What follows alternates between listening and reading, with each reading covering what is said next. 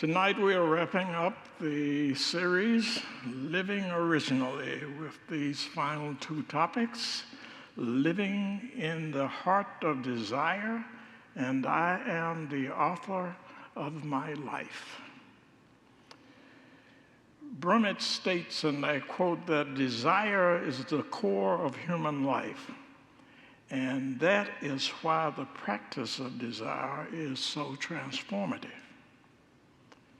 He also states, to live in the heart of desire is to be fully open to the divine love and wisdom embedded deep within every desire.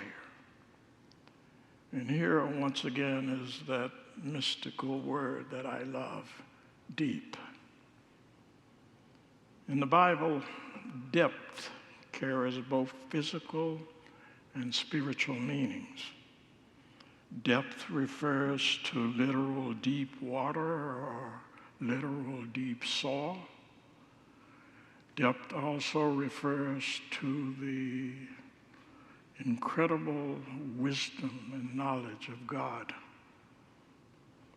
And it refers to the vastness of God's love for the planet and for the human beings that inhabit the planet. And it also speaks to the depth of our human frailties, and it speaks to the profound nature of spiritual growth, and it speaks to mystery. And it being depth, often contrasts surface appearances with hidden appearances. And it often contrasts hidden realities as opposed to the realities that we are capable of seeing with our human eyes.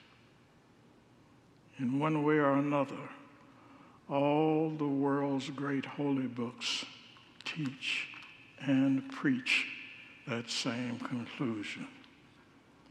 And if for no other reason, living originally should be done from that standpoint for our soul's growth and also for our personal reasons for exploring our desires in our worldly experiences.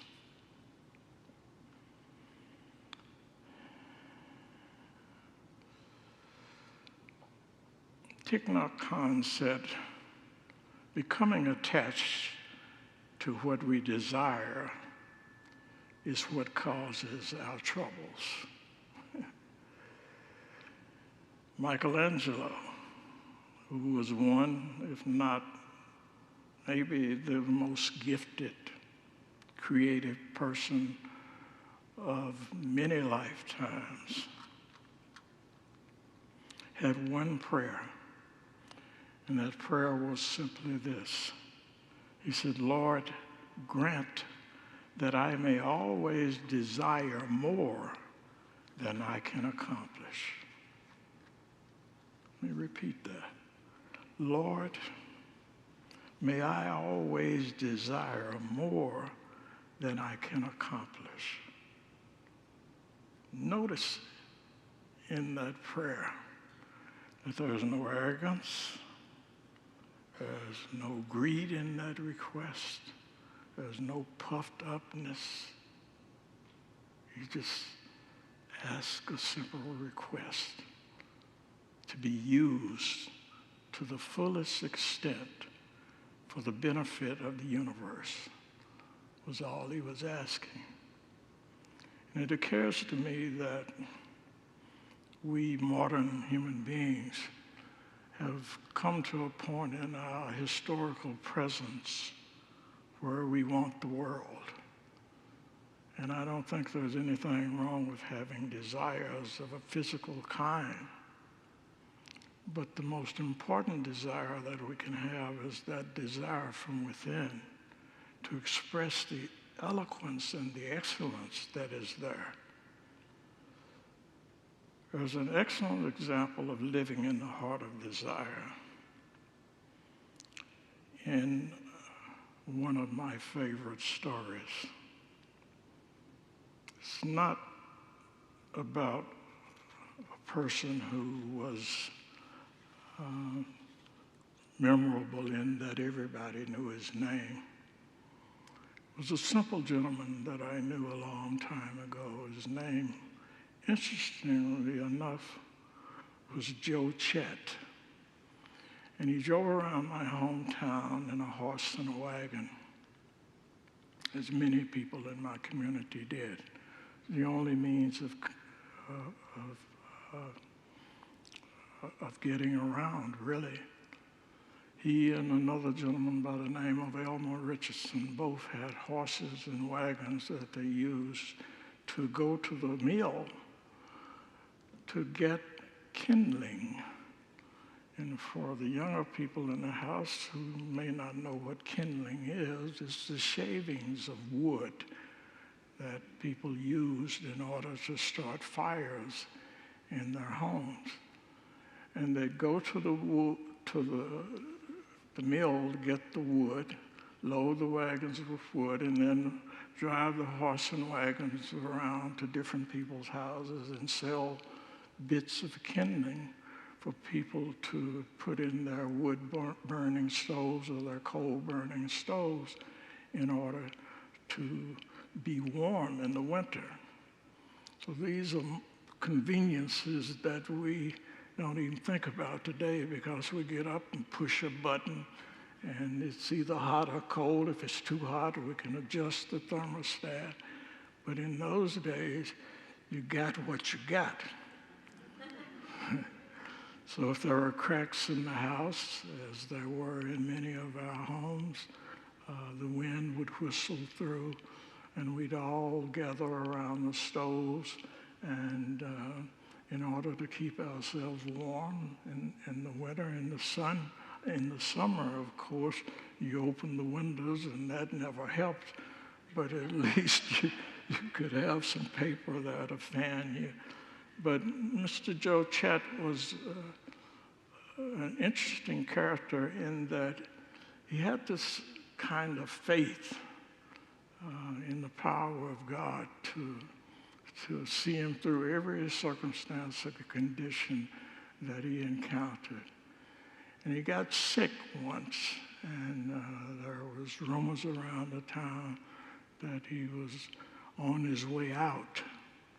And so the word got out, and 2 or 3 of the preachers in the town went to his house, and they prayed over him, and they left him there at his house, and everybody was all concerned in the neighborhood for a few days. And then about 3 or 4 days later, we saw Mr. Joe Chet and his horse and his wagon going back to the mill to get a load of kindling to start his kindling route again. And I remember as a kid thinking how much that required to be able to deal with these kinds of challenges day in and day out, and still maintain a faith in a God that we could not see, and a God sometimes that we could not feel. And I think I learned a lot from those turning inward times to stimulate my spiritual growth in my later years, when I needed God in a way that I'd never needed God before. As a teenager, God was pretty clear to me, but that also meant that I could go out and I could drink wine and I could do all the things I enjoyed doing as a kid, get myself in trouble, go home, get my rear end whipped, and then figure it out and go out and do it again and again, until I learned the lesson. And I learned the lesson by virtue of the experiences. And there's a lot to be said for experiences. My grandmother would say, you always have to learn things the hard way, son. And there's an easier way. And I never quite figured that out. And I still haven't quite figured it out. So here I am today talking about this subject that is interesting to me because of my experiences with Robert, the author of the book. He also states in this first chapter that there is a primal intelligence behind every desire that we have. But that primal intelligence can often be obscured and distorted by our unconscious psychological forces. But, he said, we should honor the intelligence behind this desire and honor it no matter how absurd the desire may seem to us. Now, simply put, he's saying that we need to honor and to respect and to follow our own divine guidance, and then trust God or trust our higher selves to lead us through each successive step that we consciously know we are about to take, and to lead us when we are making progress in our lives, and to lead us when it seems like we are going backwards in our lives. And he states further that our intuition knows where we are going, and that our souls know where we are going, and that our instincts know where we are going, and that we can validate that knowingness by praying and meditating and not being obsessive with end results. Now, is there anyone in here who has not had an opportunity to be obsessed with end results?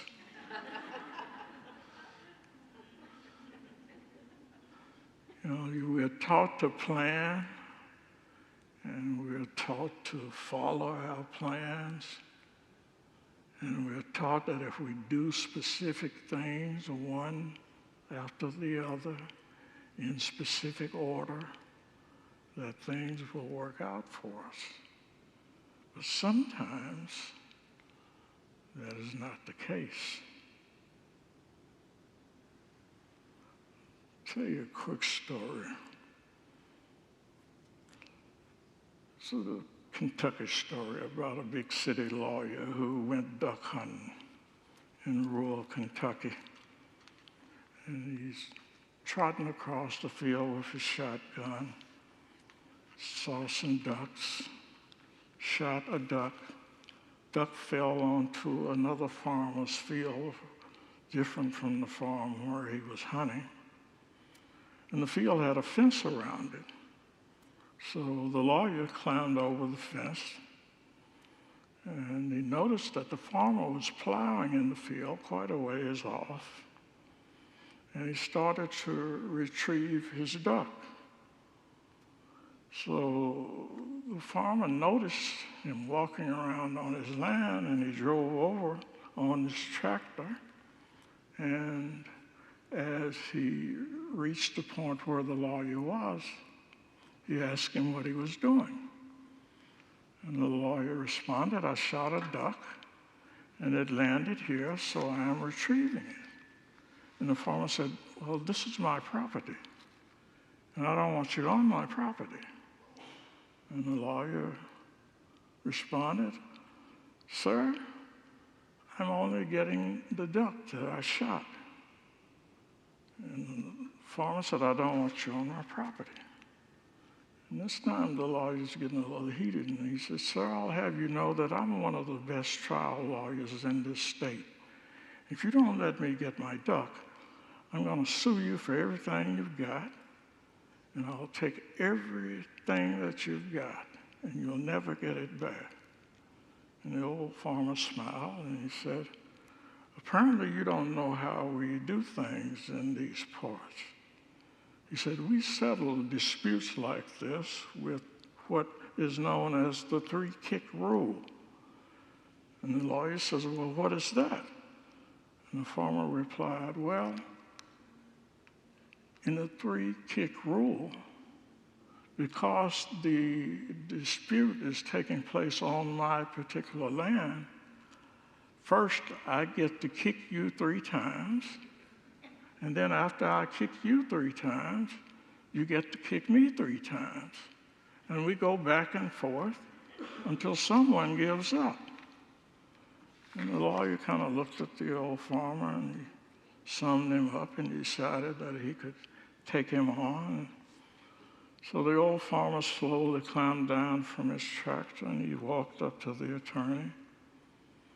And his first kick planted the toe of his steel-toed work boot into the lawyer's groin, dropped him to his knees. Second kick went to the lawyer's midriff, and then the lawyer's mouth started to foam, stuff coming out of his mouth, and the lawyer was on all fours. And then the farmer's third kick went to his rear end, and he sent him face first into a fresh pile of cow manure. So the lawyer slowly summoned every bit of his will, managed to get back to his feet, wiping his face with the arm of his jacket. And he said, okay, you old coot, now it's my turn. And the old farmer smiled and said, nah, I give up. You can keep the ducks.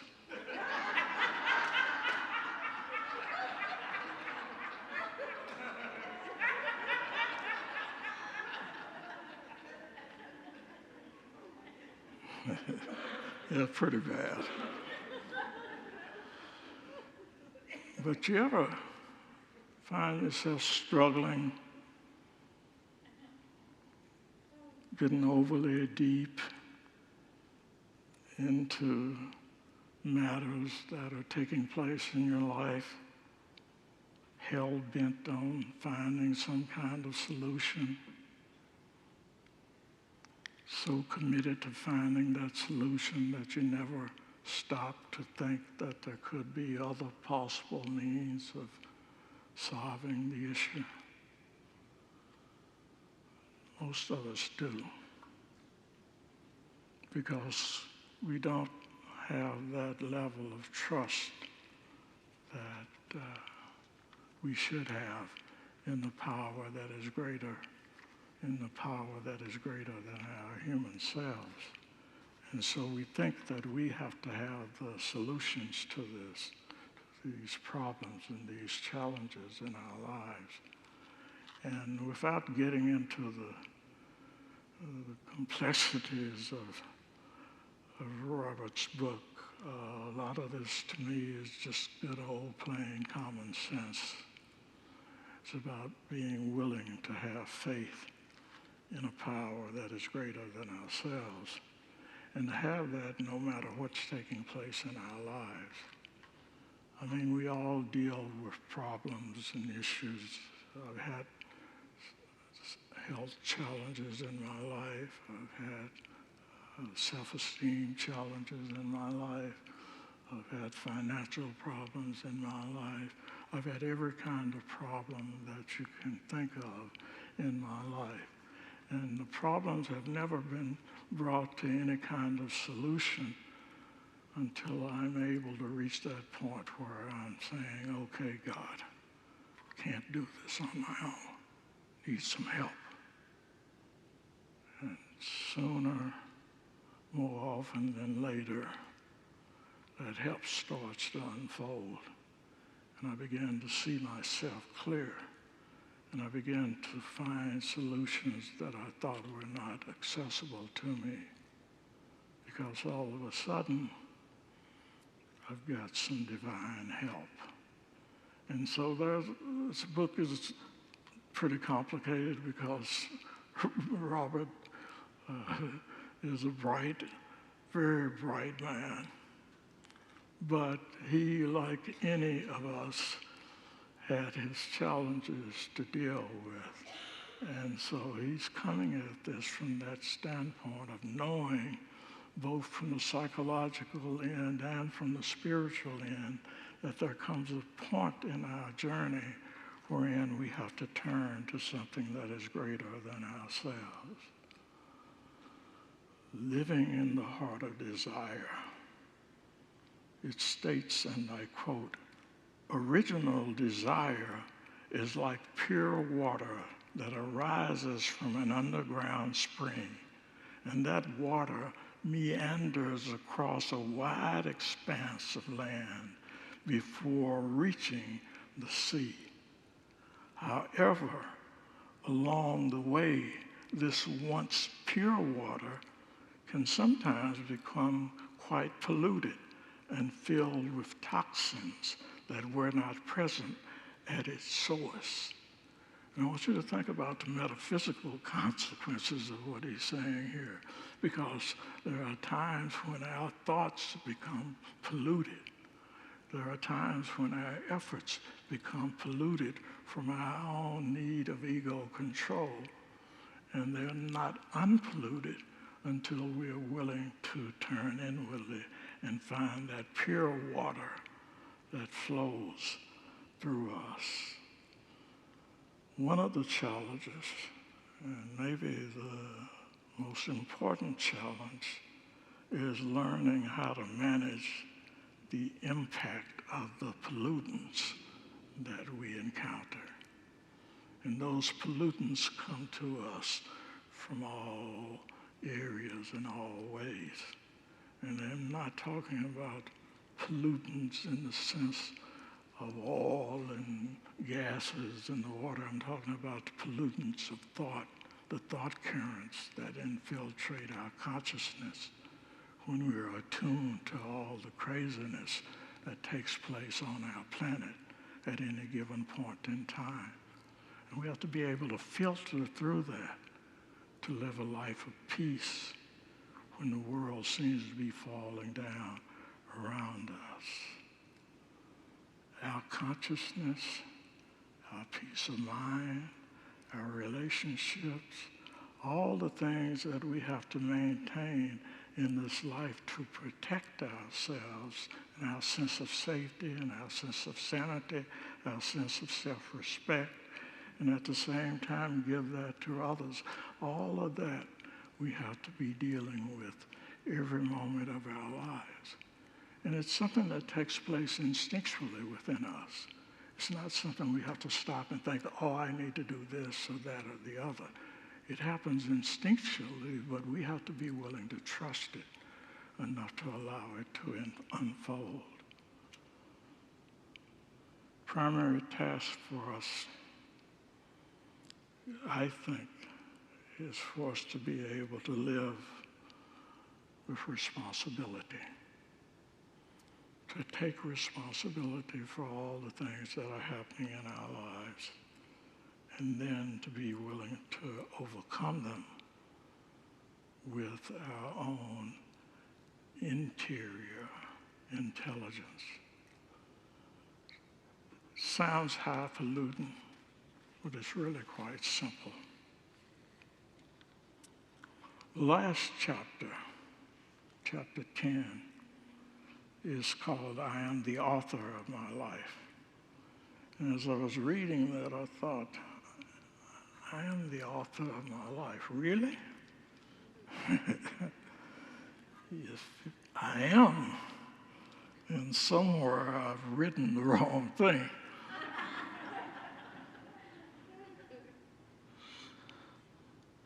But that's all ego stuff.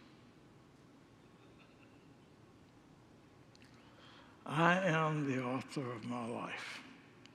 In this chapter, Robert talks about his own personal journey. And he summed things up briefly and pretty specifically in this simple statement. He said, over time, I began to see deep down inside myself that I was actually not much happier than I had been. I'd done all of these things. I'd learned all of this information, but I came to an awareness that deep down inside, I was actually not much happier than I had been. I had been before I began to realize that changing my life circumstances would not really fulfill my heart's desires. I discovered what I really wanted was not just a different life circumstance, but a different life altogether. And then as I explored that, what I really wanted was transformation rather than translation. And what he's saying here is that what he really wanted was to be changed at depth. And I think that's what we all want most of our lives. This is actually practical, but it's also actually about being what you truly are. And that may come as a surprise. It's about being okay with who you are.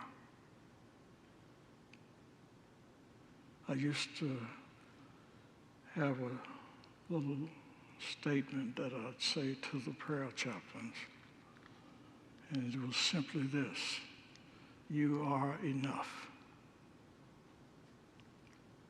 And you spell enough E-N-U-F. There's no special meaning to that other than it's easier to spell.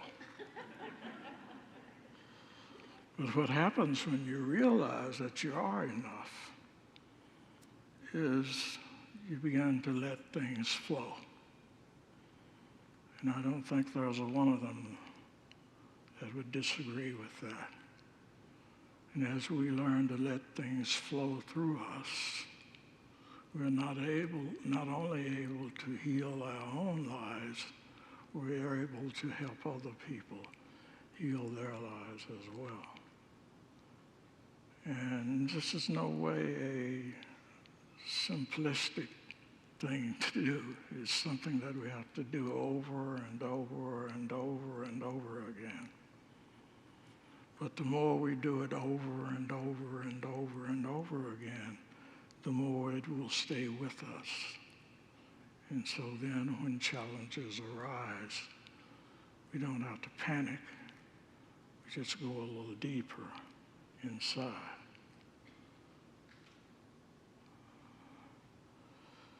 In closing, I would say that I was reminded this week in my last talk on this book that I spoke about my admiration for Robert and the other seminary staff and how that made an impression on me in my ministerial journey. But to be frank, I'm impressed with people in general, and I believe in people. And I want to tell you about an experience I had yesterday. I went to see our insurance agent because our Medicare program that we were on expired this year, and so we were instructed that we needed to find another provider. And there was a young man that I met maybe 15, 16, 17 years ago. His name is Chris Fong, and he works for Medicare. and he helps people make the decisions as to what is the best Medicare program for them. And he's helped Mary and I a couple of times when our particular provider has stopped and we had to find new providers. And his name always pops into my consciousness when I'm told that I need to find a new program. So I went to visit Chris. Mary and I went to visit him yesterday. And he used to do all of this work from his car. But now he has a tiny little office, and it's an interesting little cubicle, and he's got 2 employees. And so we were laughing and talking about, how long it had been since we'd seen each other. And I was reminding him how important he was to us in making our insurance decisions and so forth. And so he took care of us and got us into a new program and signed up, did everything that we needed to do. And as we were leaving, out of his cubicle there was a wall in front of me, and there was a little white plasterboard framed thing there that has some writing, personal writing in it. And I read it and was moved to tears. So I want to share this with you.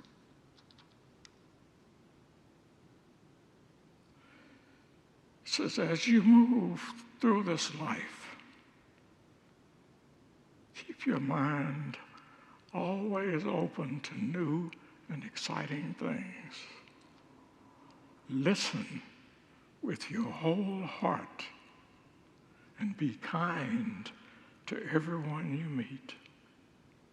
Seek the truth and speak with loving honesty. Respect those who are different from you. Always cherish the time you spend with family and friends. Express gratitude for what you have and be happy for others' successes. Know that you are treasured and adored. Share your milestones. Hug your elders. At this point, I don't have many elders. Play with the young ones. Have grand and wild adventures. Be creative.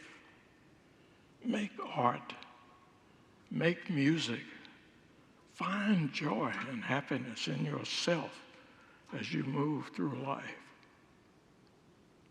Postscript. This is neither a comparison or a critique. It's just a single simple reminder that we all get to see the world not as it is, but as we are. When I follow these simple little rules here, I don't see all this BS. Whoa, I was about to go a little too off script there.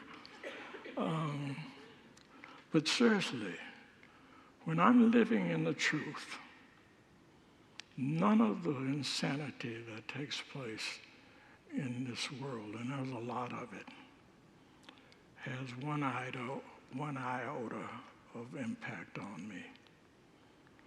And that's a huge truth. Because I've come through a lot, I've seen a lot in my 82 years. A lot. And I've learned over time that when I'm in my space, when I'm following these simple little rules and guidelines that he's got printed on his wall, that everything in my world is okay. And here we are, right at this point in time. Everything in our world is okay.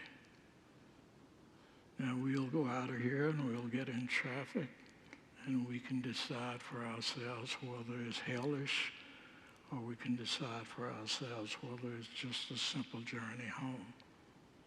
And it all begins in here. I have no more to add to that. God bless.